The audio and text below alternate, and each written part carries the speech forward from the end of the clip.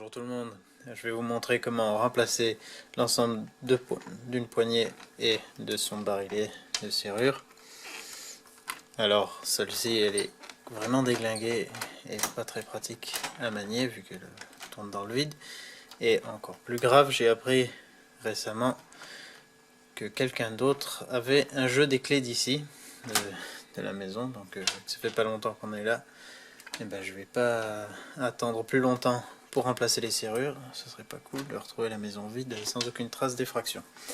Alors ce qu'il vous faut, c'est en général, ça va, tous les systèmes de poignées sont à peu près similaires, il peut y avoir des petites variations bien sûr, mais en principe ça sera comme ça. Donc vous avez poignée intérieur-extérieur avec un carré de porte qui va dans le centre des poignets.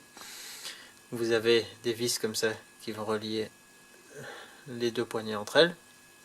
Parfois vous en aurez qu'une qui va rentrer, l'autre elle aura pas de trou et ça va se visser dans une des deux. Et vous n'aurez pas besoin de beaucoup d'outils, deux tournevis plats, parce que comme on va devoir visser ça dans ça, on aura besoin de tenir un des deux côtés et de visser l'autre. Et une petite clé à laine, normalement on en aura besoin pour serrer le carré en place.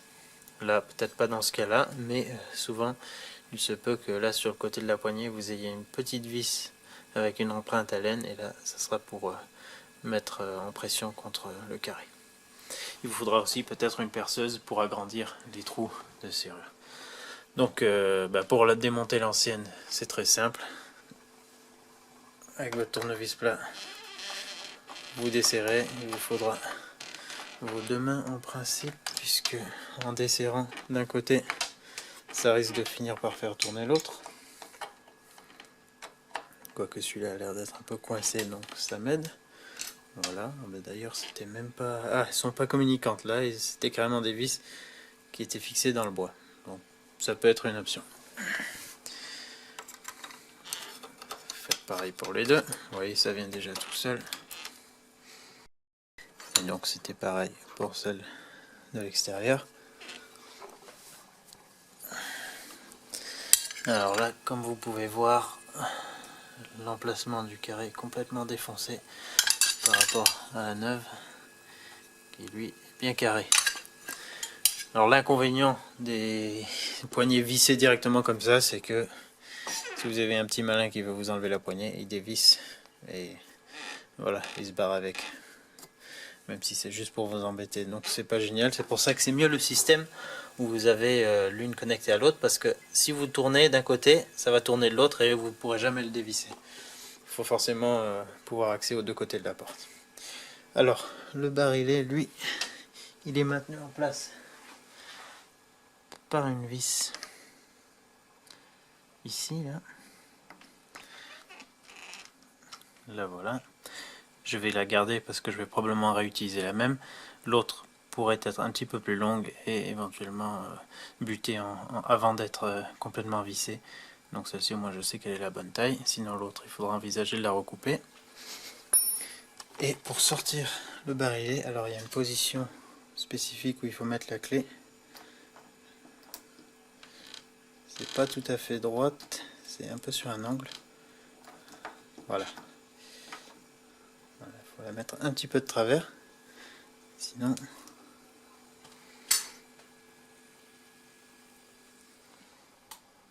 c'est si on la met droite, vous voyez, il y a le loquet qui bute. Donc il faut la mettre un peu sur un angle pour qu'il soit bien rentré, qu'on puisse la sortir. Donc vous voyez, c'est vraiment très simple. Voilà. Maintenant, ce que je vais faire, c'est faire des trous plus grands là où il y avait les vis vissées directement dans le bois. Comme ça, moi, je vais visser à travers avec ce système plutôt que ces petites vis. Je vous ai pas parlé de la dimension, mais voilà, quand vous enlevez votre ancienne poignée, mesurez toujours la distance entre les trous de fixation.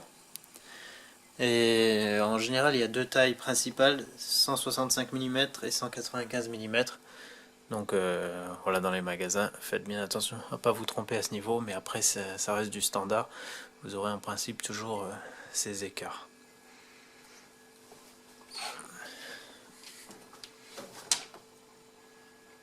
Donc si vous avez besoin de percer comme moi, ben voilà, c'est à ce moment qu'on va le faire.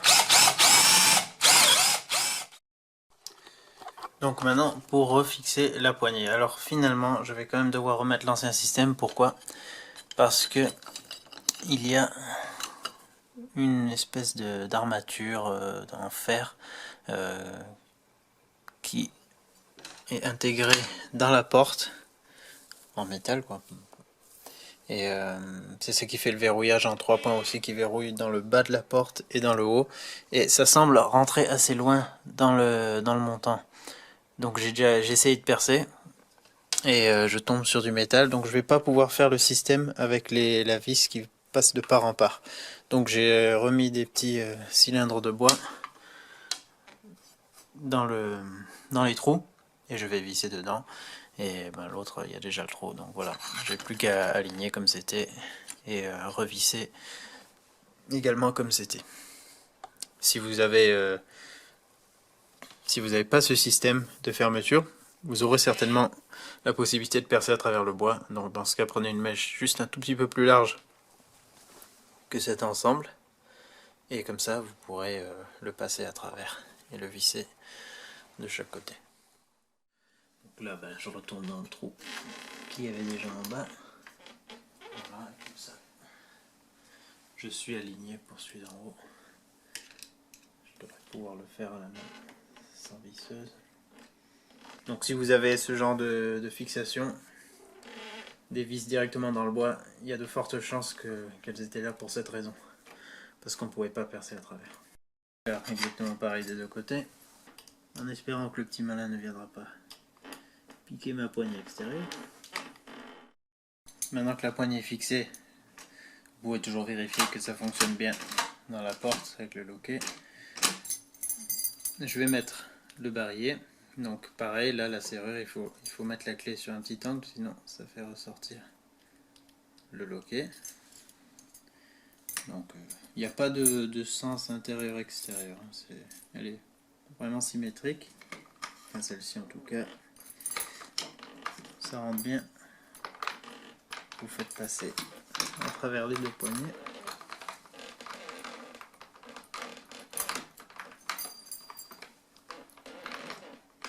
Voilà, et vous pouvez mettre la vis de fixation, comme je disais, je vais mettre l'autre, comme ça je suis sûr que ça pose pas de problème. Il faudra peut-être la bouger un peu pour qu'elle s'aligne avec le trou.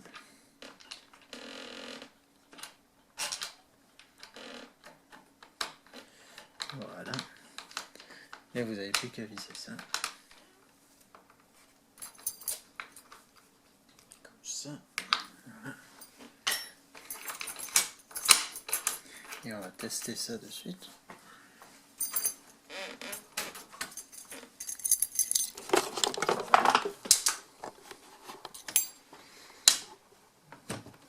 Voilà, la porte est un petit peu vrillée également.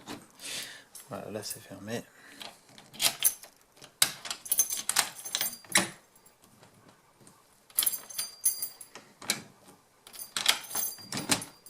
Et voilà. Donc vous avez pu voir que c'est très simple à changer. Surtout c'est en faisant qu'on fait. Donc n'hésitez pas à le faire vous-même. Ça prend pas beaucoup de temps. C'est vraiment à la portée de tous. C'est pas très cher. Et parfois ça peut même valoir le coup de changer le barillet plutôt que de refaire faire des clés. Selon le prix que vous prenez, bien sûr, il y a tous les prix. Mais ça commence à moins de 10 € et puis après ça monte de plus en plus haut selon le niveau de sécurité de la serrure. Voilà, bah j'espère que ça vous aura été utile. Si vous avez des questions, n'hésitez pas, mais je crois que c'est quand même assez simple et vraiment facile à faire soi-même. Allez, je vous dis à la prochaine dans une autre vidéo. Bon changement de serrure et de poignée. A plus.